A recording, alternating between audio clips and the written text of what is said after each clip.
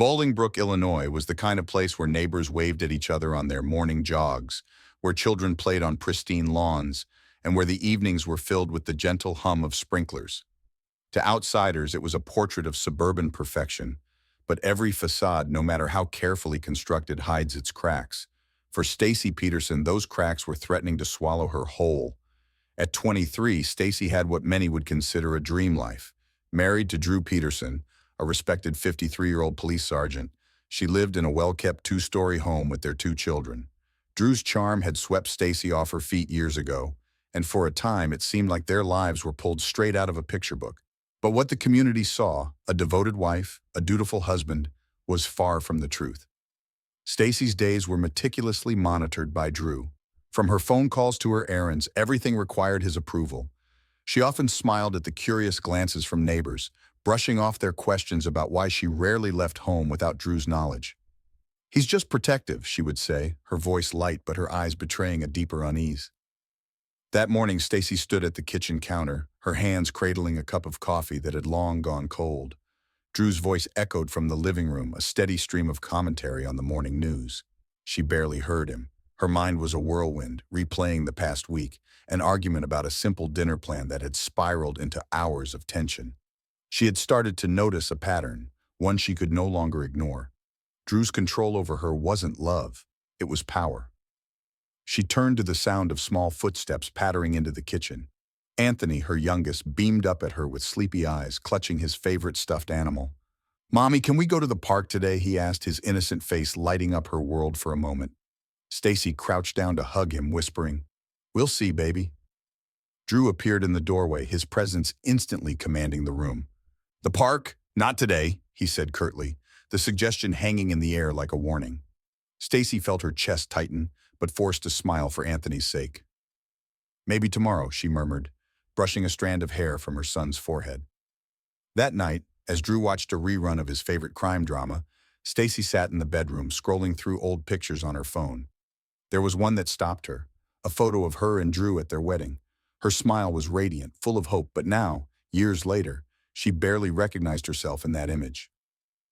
The phone buzzed in her hand, snapping her back to reality. It was her sister, Cassandra. "Stace, you okay?" Cassandra's voice carried warmth but also concern, a tone Stacy had grown used to. "I'm fine," Stacy replied, her voice faltering slightly. Cassandra didn't buy it. "You don't sound fine," she pressed. "What's going on?" For a moment, Stacy hesitated. How could she explain something so intangible yet suffocating? "Sometimes I just feel like I'm trapped," she admitted quietly, her voice barely above a whisper. The line was silent for a beat before Cassandra spoke again, firm yet gentle. "Stacy, you don't have to live like this." The words lingered in Stacy's mind long after the call ended. She glanced toward the door, half expecting Drew to appear, even though she could hear the faint murmur of the TV from downstairs. Her sister's words were a lifeline, but Stacy wasn't sure if she had the strength or the means to grab hold of it. Later that night, Stacy lay awake, staring at the ceiling. The darkness felt heavier than usual, pressing against her like a warning. Drew's breathing beside her was deep and steady, but her own was shallow, each inhale shaky. She knew one thing for sure: she couldn't keep living this way. Yet the thought of leaving terrified her. Drew wasn't just a man. He was a police officer with years of experience, connections, and a history of making people, disappear. For now, Stacy stayed still, the quiet hum of the night masking the storm brewing inside her. But deep down, she knew the cracks in her life couldn't be ignored forever. The question wasn't if they would break, but when and what would happen when they did. Drew Peterson was no stranger to love, or at least the illusion of it. Before Stacy, there were 3 other women who had walked down the aisle with him, each convinced they were marrying the man of their dreams. But behind Drew's charming smile and air of authority lay a pattern that no one fully understood until it was too late. Stacy sat at the kitchen table, her fingers nervously flipping through a folder she'd found in Drew's office. It was stuffed with old legal documents, divorce filings, custody agreements, and settlement letters from Drew's previous marriages. She didn't know what she was looking for exactly, but something about the weight of those papers sent a chill down her spine. It was all too clinical, too clean, like he'd done this before, too many times to count. Her eyes landed on Kathleen Savio's name, Drew's 3rd wife. Stacy remembered meeting Kathleen once, briefly before she passed away. At the time, Kathleen seemed distant, almost sad, but Stacy didn't think much of it. Now, reading these documents, she began to see Kathleen in a different light. The fights over money, the accusations of abuse, the way Drew had painted Kathleen as unstable in court filings. She couldn't stop herself from flipping through the papers faster, her heart pounding. And then she found it, a life insurance policy. Kathleen's signature scrawled across the bottom, leaving Drew as the sole beneficiary. Stacy's hands trembled. Kathleen had died in 2004, just weeks after their divorce was finalized, and Drew had walked away with everything. "Stace?" Drew's voice cut through the silence like a knife. She jumped, shoving the folder back into its drawer. Drew stood in the doorway, his eyes narrowing. "What are you doing in here?" "Nothing," she lied, forcing a smile. "Just organizing some old files." Drew didn't say anything, but his gaze lingered a moment too long before he turned and walked away. Stacy exhaled, her chest tight with the weight of what she'd just uncovered. That evening, as Drew sat engrossed in a TV crime drama, Stacy's mind raced. She thought about Kathleen, about how the official report had said Kathleen slipped in the bathtub and hit her head, about how Drew had been calm, almost indifferent during the investigation. No one had questioned him back then, not seriously. He was a cop, after all, one of their own. But now Stacy couldn't shake the feeling that something wasn't right. She reached for her phone and dialed her sister, Cassandra. "Cass," Stacy whispered, her voice trembling, "I think there's something really wrong. With Drew, with everything." "What do you mean?" Cassandra's concern was immediate, palpable. Stacy hesitated, her thoughts swirling. How could she even begin to explain what she was feeling? "It's just, I don't know if Kathleen's death was an accident," she finally said. The line went silent for a beat before Cassandra spoke again. "Stace, you need to be careful. If what you're saying is true, he's dangerous." Dangerous. The word hung heavy in the air. Stacy glanced over at Drew, sitting just a few feet away, his face illuminated by the glow of the television. He didn't look dangerous, he looked ordinary, normal, but that's what made it so much worse. The following day, Stacy found herself drawn back to the folder. This time she dug deeper. There were more names, more stories. Carol, Drew's first wife, who had divorced him after accusing him of being controlling, then Vicky, the second wife, who had moved out suddenly, leaving little explanation behind, and finally Kathleen, who hadn't made it out alive. Each woman's story felt like a warning, but Stacy didn't know how to heed it. She felt trapped, suffocated by the same man who had charmed her into believing he was her safe haven. How had she missed the signs? Or had she simply ignored them, hoping she would be different? That night, Stacy sat in bed, unable to sleep. Drew was next to her, his breathing steady, his presence oppressive. Her thoughts were a jumble of fear and regret, of questions she couldn't answer. She knew one thing, though, with absolute certainty.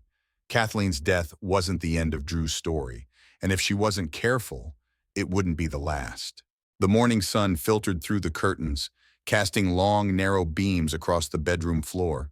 Stacy sat at the edge of the bed, her fingers clutching her phone tightly. She had barely slept, her thoughts racing all night. Every time she closed her eyes, images of Kathleen Savio haunted her, the lifeless body in the bathtub, the accusations buried under a veneer of authority, and Drew's chilling indifference. Stacy couldn't let herself become the next name on his list. But how do you escape someone like Drew Peterson? He wasn't just her husband, he was a police officer, a man with influence, connections, and the experience to cover his tracks. If she made one wrong move, the consequences could be irreversible. The idea of running had crossed her mind countless times, but every plan seemed doomed to fail. Drew watched her like a hawk, scrutinizing every phone call, every errand, every subtle shift in her demeanor. Stacy knew she needed help, someone she could trust, but her options were limited. Friends and family couldn't protect her from a man like Drew. She needed someone who understood the danger she was in. Her thumb hovered over her phone, debating whether to make the call. Finally, with a deep breath, she dialed. "Pastor Neil, it's Stacy." The pastor's voice on the other end was calm, steady. "Stacy, it's good to hear from you. What's on your mind?" Her words tumbled out in a rush, raw and unfiltered. "I'm scared. I don't know what to do anymore. Drew, he's not who people think he is. I think he hurt Kathleen, and I think he could hurt me too." There was a pause, a long, heavy silence that felt like an eternity. "Stacy," Pastor Neil finally said, his tone grave, "you need to get out of there, but you have to be careful. Do you have somewhere safe to go?" "No," Stacy whispered, her voice trembling. I don't even know where to start. The pastor offered to help her connect with resources, shelters, and legal advisors. Stacy felt a glimmer of hope, but it was quickly overshadowed by fear. Drew would notice any change in her routine. She couldn't just vanish without a trace, not without him coming after her. Over the next few days, Stacy began quietly putting pieces of her plan into place. She hid cash in small increments, tucking it into the lining of her purse. She started gathering important documents, birth certificates, bank statements, anything she might need if she had to leave in a hurry. Every move was calculated, every decision weighed against the potential risks. But Drew was observant, too observant. One evening, as she packed a few clothes into an old duffel bag, Drew walked into the room unexpectedly. Stacy froze, her heart pounding as she tried to act natural. "What are you doing?" he asked, his voice sharp, his eyes narrowing. "Just cleaning out the closet," she replied, forcing a smile. Drew didn't say anything, but the way he looked at her sent a chill down her spine. She knew he didn't believe her. The pressure intensified the next day when Drew confronted her in the kitchen. "You've been acting strange lately," he said, his tone casual but laced with suspicion. "Is there something you're not telling me?" Stacy's mind raced. She shook her head quickly, plastering on another fake smile. "No, nothing. Just tired, I guess." Drew stepped closer, his gaze piercing. "You know you can talk to me, right? I'm your husband. I'd do anything for you." His words were sweet, but Stacy felt the underlying threat. She nodded, her voice barely audible. "I know." That night, Stacy lay in bed staring at the ceiling, tears silently streaming down her face. She had to leave, but the window of opportunity was closing. Drew was growing suspicious, and the walls around her were tightening. She thought about Anthony and Lacey, their small faces lighting up with joy whenever she read them bedtime stories. They deserved a better life, one where they weren't trapped under Drew's control. But how could she protect them if she couldn't even protect herself? The clock on the bedside table glowed faintly in the dark. Midnight. Time felt like an enemy, slipping away too quickly. Stacy took a deep breath, gripping the edge of the blanket. She didn't have all the answers yet, but she had something she hadn't felt in a long time: resolve. She wouldn't let Drew win. Not this time. The morning of October 28th, 2007 began like any other. Drew was already up, sipping coffee and reading the newspaper at the kitchen table, while Stacy moved around the house quietly. Her mind was elsewhere, fixated on her growing fears and the fragile plans she'd been piecing together in secret. Each passing moment felt heavier than the last, and she couldn't shake the sense that time was running out. Anthony and Lacey were still asleep when Stacy glanced out the window, her eyes lingering on the empty driveway. Drew's police cruiser sat parked, its presence a reminder of his omnipresent watch over her life. Her stomach twisted as she considered her next move. She had been preparing for weeks, hiding cash, making mental notes of safe exits, and confiding in her pastor. But none of it seemed enough, not when Drew was always one step ahead. By mid-morning, Drew had left the house for a shift at the station. Stacy's pulse quickened as she realized she was finally alone. She rushed to the bedroom, pulled out the duffel bag she had hidden in the closet, and stuffed it with clothes, important documents, and the small stash of cash she'd managed to save. Her hands trembled as she zipped it shut. Her phone buzzed suddenly, startling her. It was Cassandra. Stacy hesitated before answering. "Hey, Cass," she whispered. "You sound tense. Are you okay?"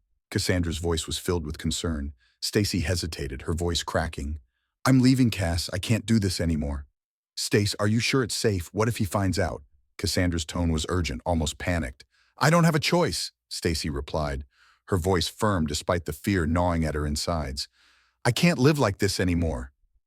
Their conversation was cut short by the sound of tires crunching on the driveway. Drew's car.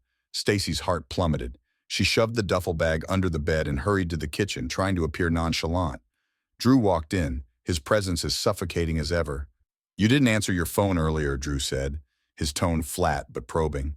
His sharp gaze swept over her, lingering just long enough to make her skin crawl. "Sorry," Stacy replied, forcing a smile. "I was busy with the kids." Drew didn't respond immediately, his eyes narrowing as if he could see through her facade. "You seem distracted," he said finally, his voice low and deliberate. "I'm fine," Stacy said quickly, her voice wavering. She turned away, pretending to tidy the counter, but her mind was racing. Did he know? Had she made a mistake? The rest of the day passed in unbearable tension. Drew hovered around the house, his presence casting a shadow over every room. By evening, Stacy felt like a prisoner in her own skin, each moment stretching painfully into the next.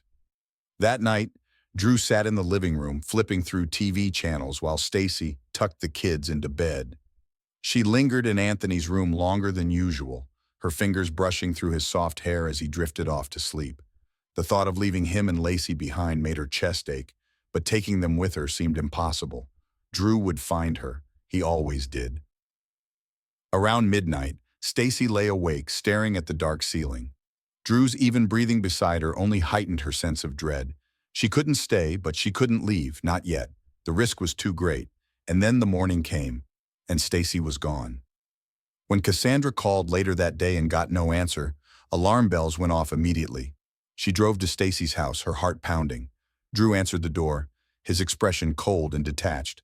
"She left," he said bluntly, "packed a bag and took off with some guy." Cassandra's blood ran cold. "What? Drew, that doesn't make any sense. Stacy would never leave her kids." Drew shrugged, his nonchalance infuriating. "Well, that's what happened. She's gone."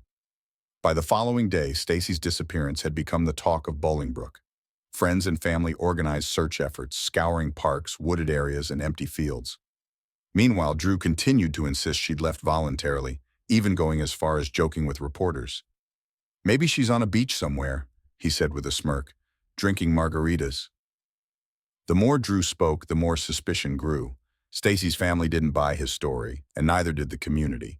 But without evidence, the questions surrounding her disappearance remained maddeningly unanswered. The whispers in Bolingbrook grew louder with every passing day Stacy remained missing. Drew's story that she had left him for another man began to unravel in the face of mounting suspicion.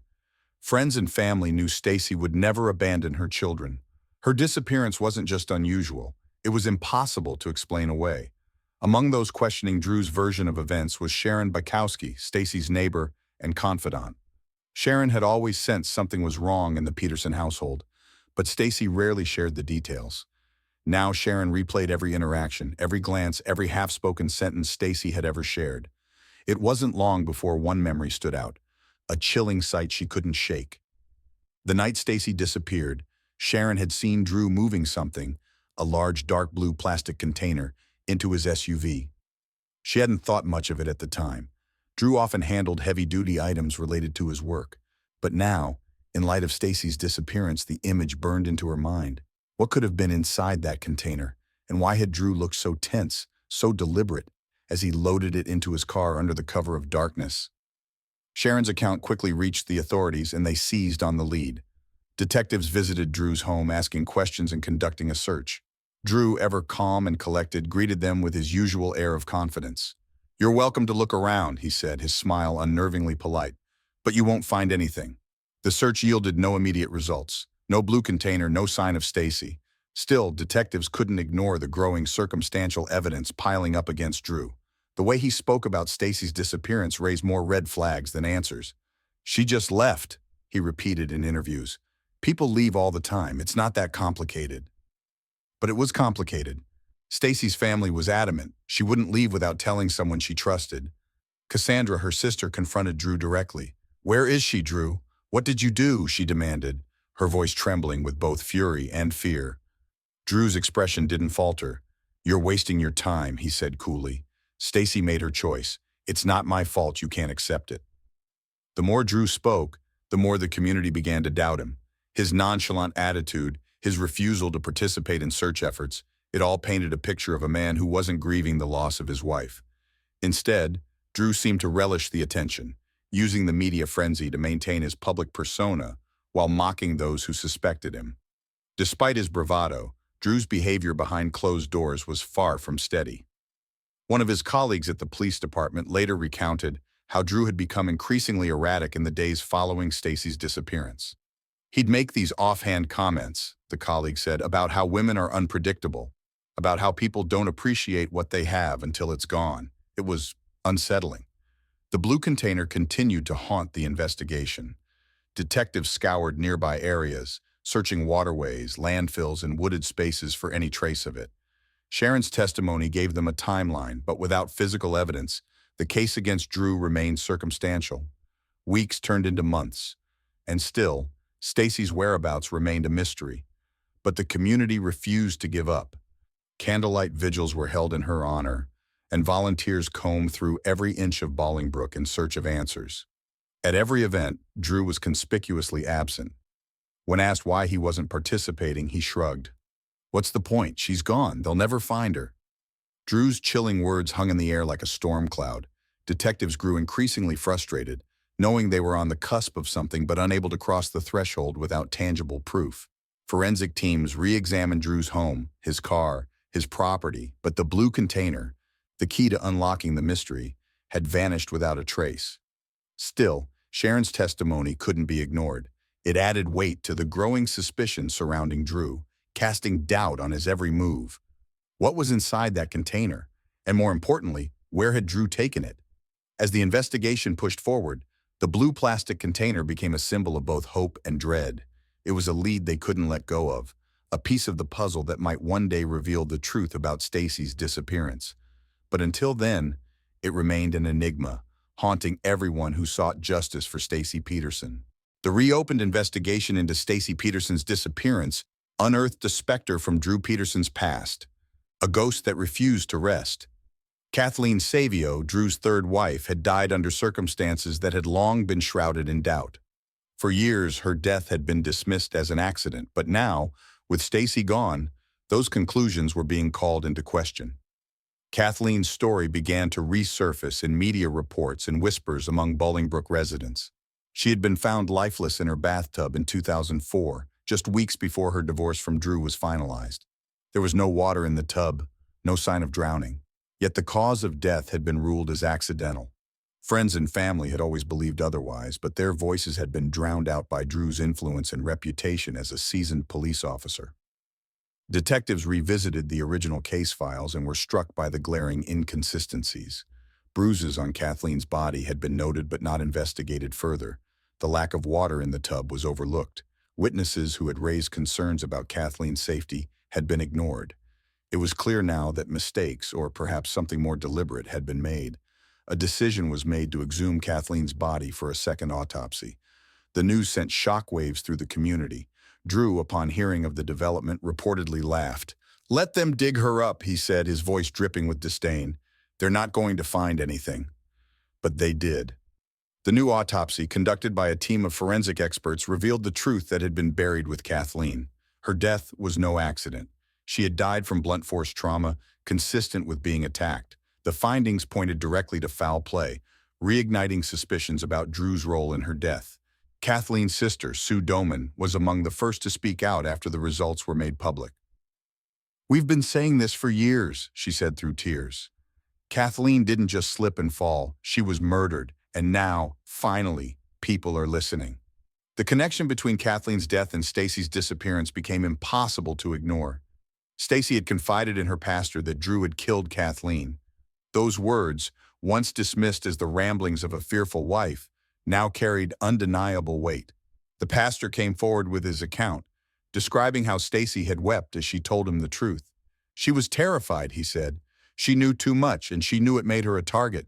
Investigators pieced together a chilling pattern. Kathleen had been on the verge of gaining a favorable divorce settlement before her death, a settlement that would have significantly impacted Drew financially. Her sudden death ensured that Drew retained full control of their shared assets. Similarly, Stacy had been preparing to leave Drew, threatening to expose his darkest secrets. The parallels were stark, and they painted a damning picture. Despite the mounting evidence, Drew maintained his innocence. In interviews, he dismissed the findings with his usual bravado. "This is just another witch hunt," he told reporters. "Kathleen's death was an accident. Stacy left because she wanted to. That's all there is to it." But his confidence was beginning to crack. Behind closed doors, Drew's behavior grew increasingly erratic.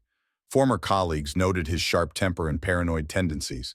He was no longer the composed officer they had once admired. He was a man under siege, his carefully constructed facade crumbling under the weight of his lies. For Kathleen's family, the findings brought a bittersweet sense of vindication. They had fought for years to have her death re-examined, and now, at last, the truth was out. But justice still felt elusive. Drew remained free, a man who seemed untouchable despite the evidence piling up against him. As the investigation into Stacy's disappearance continued, Kathleen's case became a critical turning point. It was no longer just about finding Stacy. It was about uncovering the full scope of Drew Peterson's actions. The ghost of Kathleen loomed large over the case, a reminder that justice delayed is not justice denied. The search for Stacy Peterson began as a local effort, a small group of family and friends determined to bring her home. But as days turned into weeks, her disappearance gripped the entire community of Bolingbrook, drawing in volunteers, law enforcement, and national media. The question on everyone's mind was the same: where was Stacy?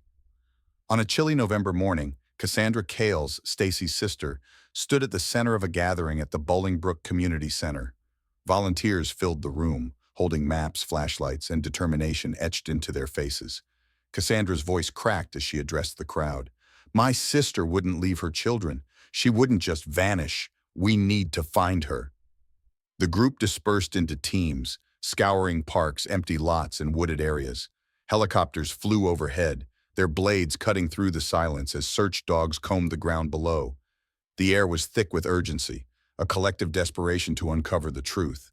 But despite their best efforts, every lead ended in frustration. There was no sign of Stacy, no trace, no clue.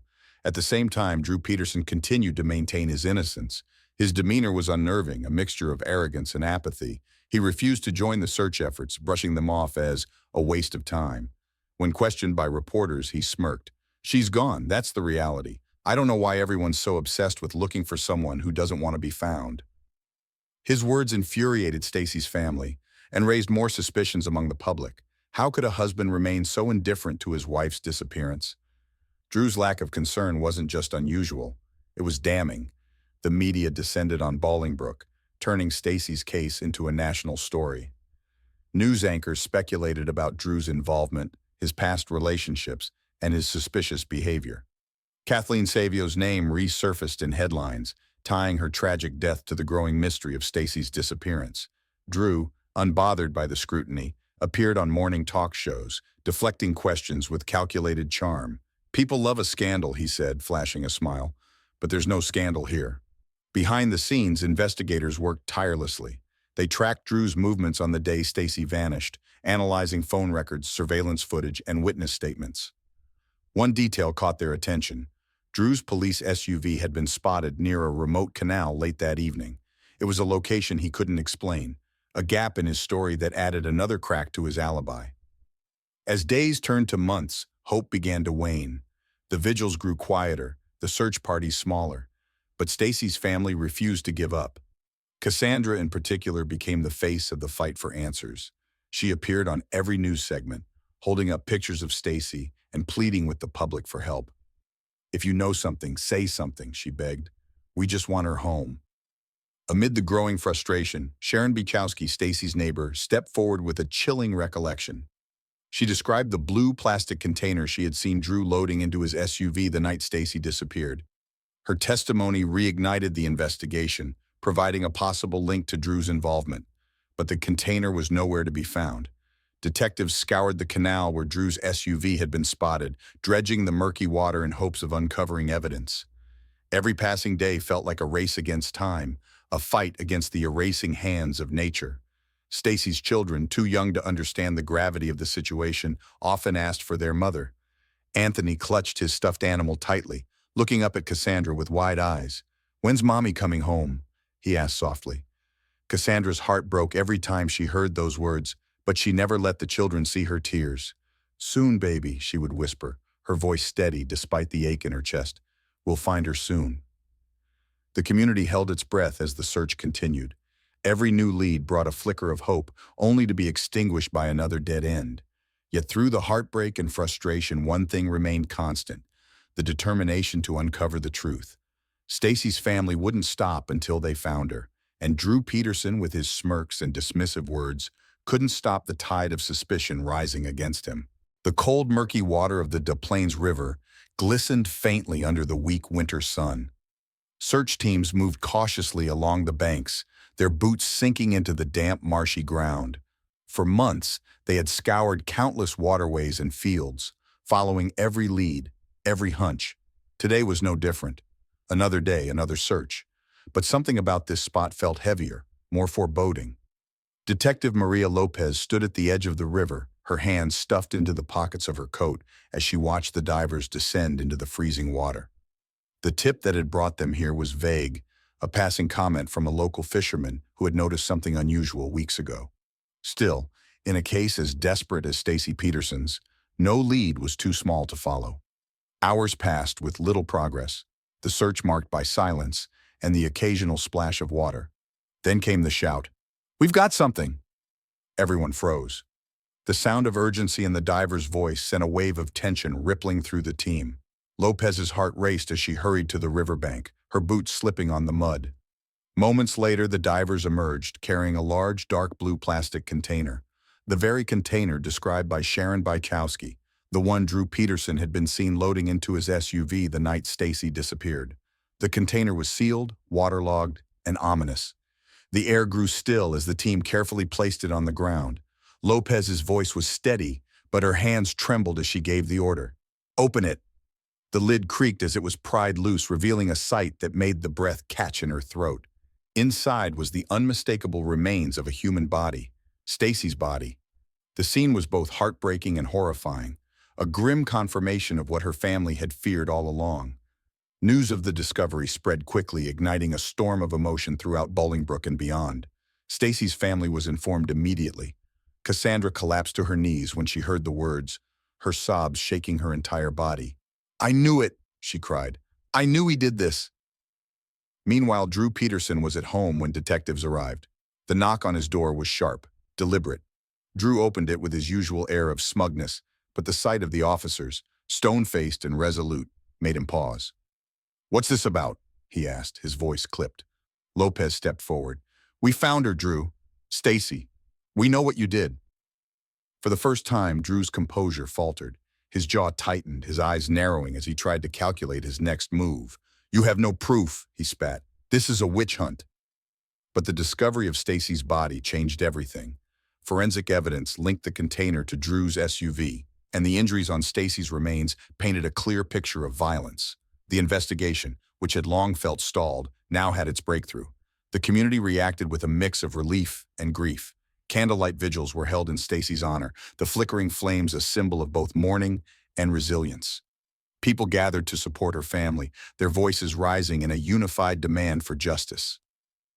"No one should get away with this," one neighbor said, tears streaming down her face. "Not him. Not Drew." Despite the mounting evidence, Drew remained defiant. He continued to proclaim his innocence to anyone who would listen, his bravado as infuriating as ever. But the cracks in his facade were growing deeper. Behind closed doors, he lashed out at his remaining supporters, railing against what he called a conspiracy. "They're framing me," he insisted. "I didn't do anything." As the case built against him, Drew's world began to collapse.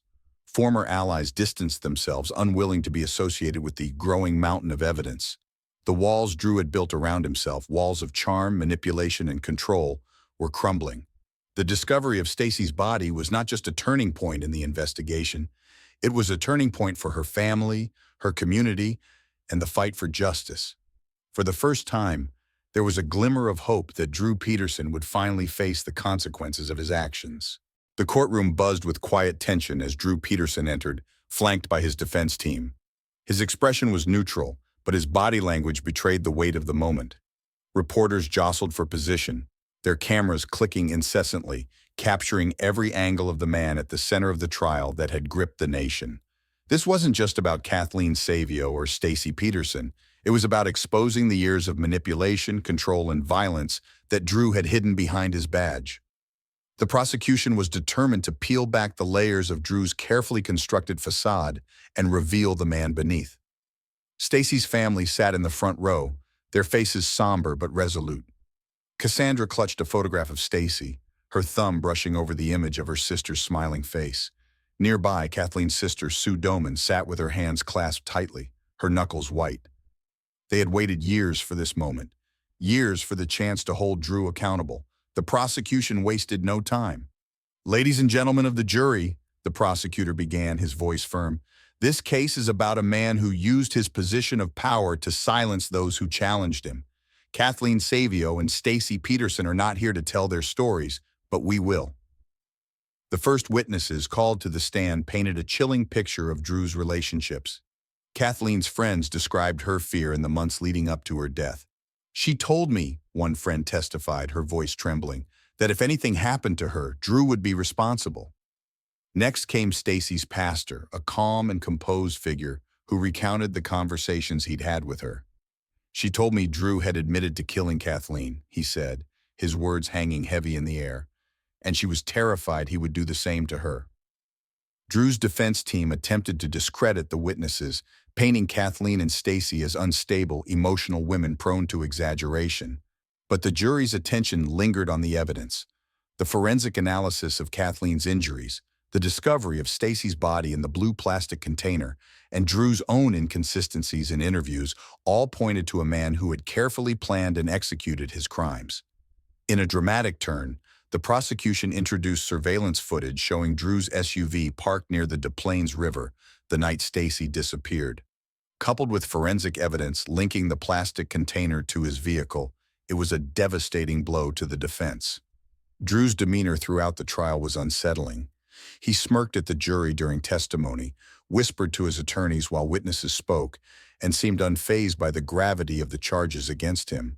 But as the evidence mounted, the cracks in his composure began to show. He grew more irritable, more defensive, snapping at reporters during breaks and glaring at Stacy's family across the courtroom. The defense's closing argument focused on the lack of direct evidence tying Drew to Stacy's murder. "You can't convict a man based on circumstantial evidence and speculation," the defense attorney argued, his voice rising. "There is no proof that Drew Peterson committed these crimes." But the prosecution's rebuttal was sharp and unrelenting. "Circumstantial evidence does not mean coincidence," the prosecutor said, pacing before the jury. "It means a pattern. And Drew Peterson's pattern is clear: control, silence, and eliminate." As the jury deliberated, the courtroom emptied, leaving only the quiet hum of tension behind. Stacy's family waited together, their hands clasped, their breaths shallow. Hours felt like days as they awaited the verdict. Finally, the jury returned. The foreperson's voice was steady as she read the decision: guilty. A wave of emotion swept through the room. Cassandra wept openly, holding the photograph of Stacy close to her chest. Sue Doman closed her eyes, a single tear sliding down her cheek. Drew Peterson sat stone-faced, his hands clasped tightly on the table. Outside the courthouse, the crowd erupted in cheers and tears. Justice, though long delayed, had finally been served. For Kathleen and Stacy, for their families, and for every victim who had suffered in silence, this moment was a victory. But it was also a reminder of the lives that had been lost and the questions that would never fully be answered. As Drew was led away in handcuffs, the crowd parted, their voices a chorus of anger and relief. He turned once, his eyes scanning the faces of those who had come to see him fall.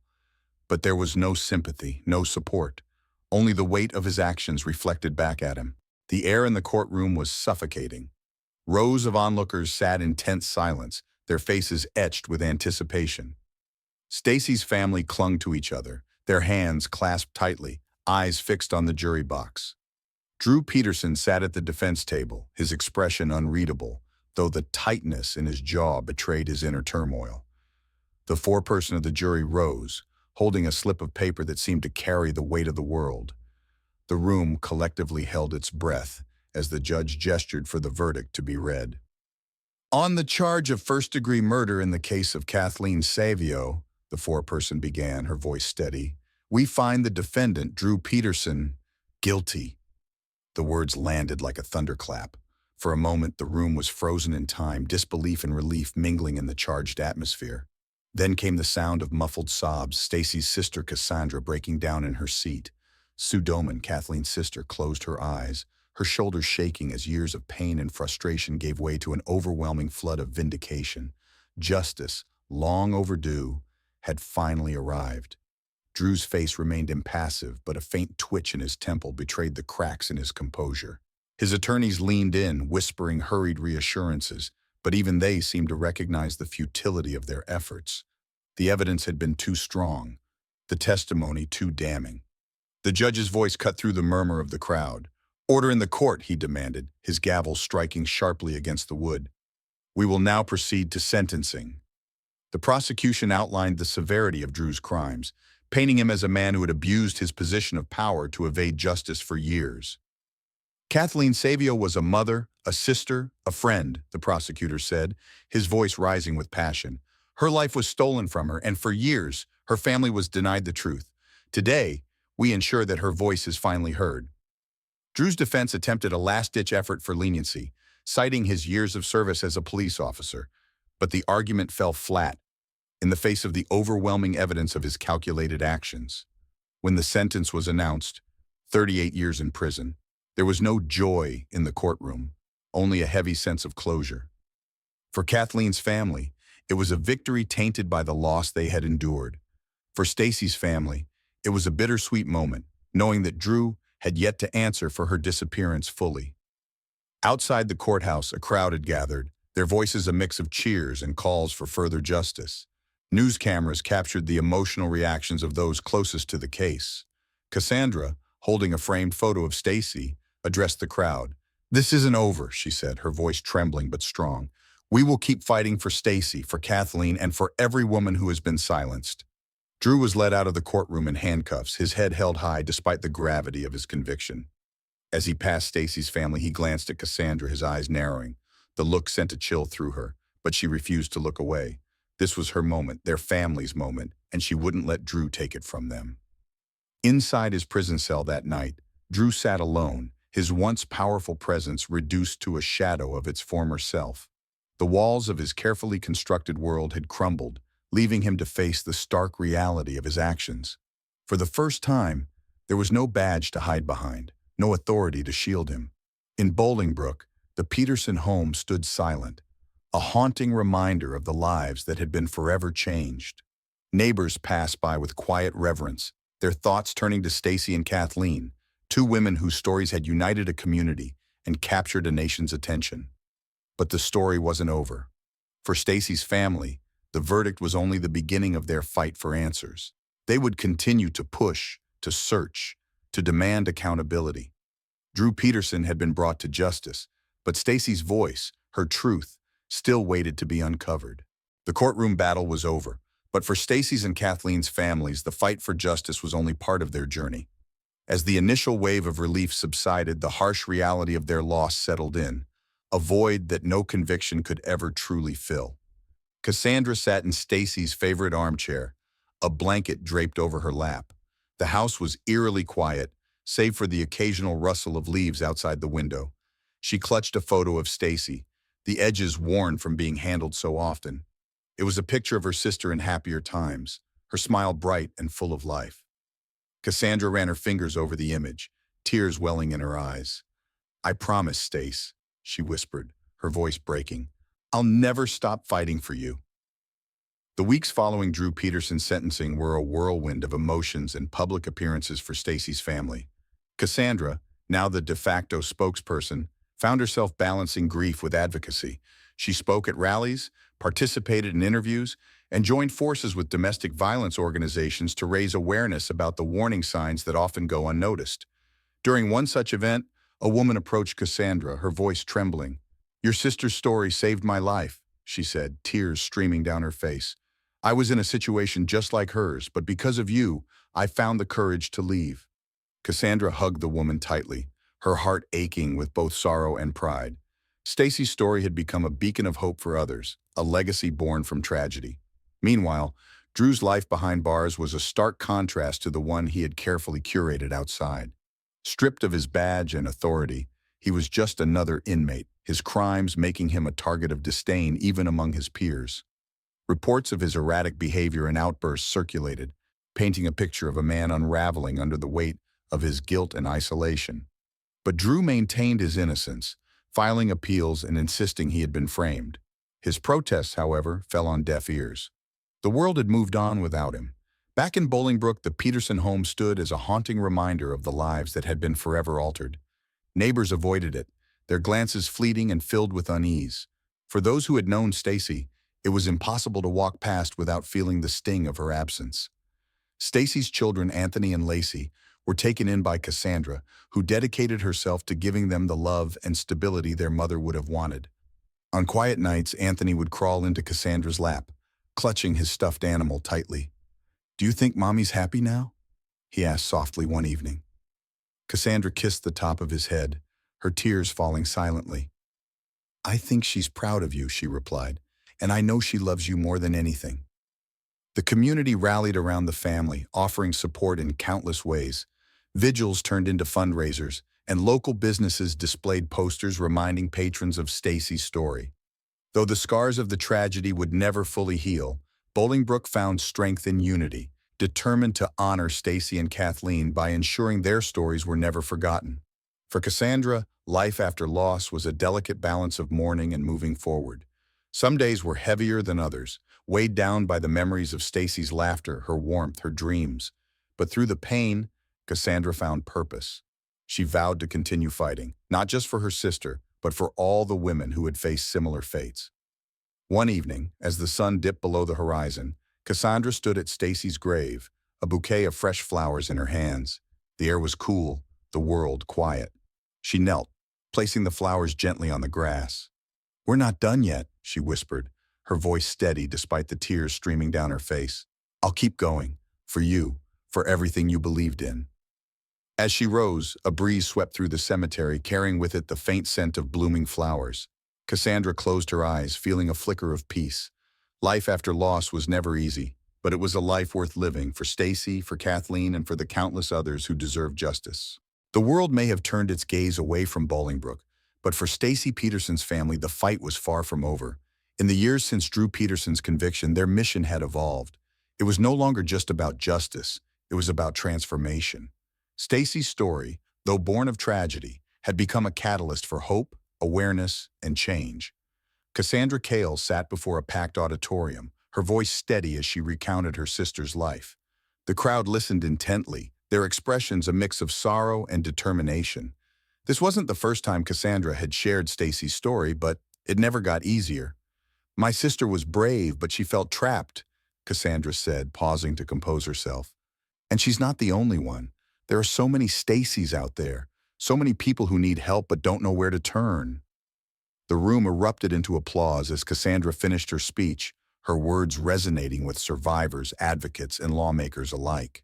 Stacy's name had become a rallying cry for victims of domestic violence, a symbol of resilience and the power of speaking out. In the wake of the trial, several organizations and initiatives had been founded in Stacy's honor. A local shelter for women and children escaping abusive relationships now bore her name. It wasn't just a place of refuge, it was a lifeline. One resident, a young mother named Emily, spoke at the shelter's grand opening. "I wouldn't be here without Stacy's story," she said, her voice trembling with emotion. "Her bravery saved me and my daughter." Legislative changes followed suit. Inspired by the Peterson case, Illinois introduced stricter protections for domestic violence survivors, ensuring that warning signs were taken seriously and resources were more accessible. Cassandra worked tirelessly with lawmakers, her resolve unshakable. "If we can save even one life," she often said, "then Stacy's legacy will have made a difference." Back in Bolingbrook, the Peterson house was eventually sold, its walls no longer holding the shadows of its past. The new family who moved in knew of its history, but saw it as an opportunity for renewal, a chance to create new memories, free from the darkness that had once consumed it. Anthony and Lacey, now growing into teenagers, carried their mother's spirit with them. Cassandra ensured that they knew Stacy's love, reminding them of her kindness, her laughter, and her dreams. Anthony had taken to carrying a small pendant with Stacy's picture inside, a quiet way of keeping her close. "I think she'd be proud of us," he told Cassandra one evening, his voice full of quiet strength. "She'd want us to be happy." Meanwhile, Drew Peterson remained behind bars, his appeals denied, his world shrinking with each passing year. Reports from prison painted a picture of a man grappling with the consequences of his actions, a far cry from the confident, untouchable figure he had once been. But for Stacy's family, his fate was no longer their focus. They had turned their energy outward, toward building something meaningful from their pain. The anniversary of Stacy's disappearance was marked by a candlelight vigil. Hundreds gathered in the town square, their candles casting a warm glow against the cool night air. Cassandra stood at the front, flanked by Anthony and Lacey. She spoke with a voice that carried through the crowd, steady and unwavering. Tonight, we honor Stacy's memory, she said, but we also look forward. Her story isn't just about loss. It's about what we can do to ensure no one else has to go through this. Stacy believed in love, in family, in hope. That's what we're here to carry forward. As the candles flickered and the crowd bowed their heads in silence, a sense of unity filled the air. Stacy's story had transcended its origins, becoming a beacon for those searching for light in the darkest of times. Later that night, Cassandra stood at Stacy's gravesite, her hands tucked into the pockets of her coat. The stars above shone brightly, their light piercing through the darkness. She knelt, placing a single rose on the grass. "You didn't get to finish your story," she whispered, her voice thick with emotion, "but I'll make sure it's one worth telling." As she stood and turned to leave, the wind picked up, rustling the leaves around her. For a moment, it felt as though Stacy was there, a gentle presence reminding her that love and hope could endure, even in the face of unimaginable loss. What do you think of Drew Peterson and his actions? From which region are you watching this video? Share your thoughts in the comments below and rate this story from 0 to 10. What's your take? We'd love to hear your perspective.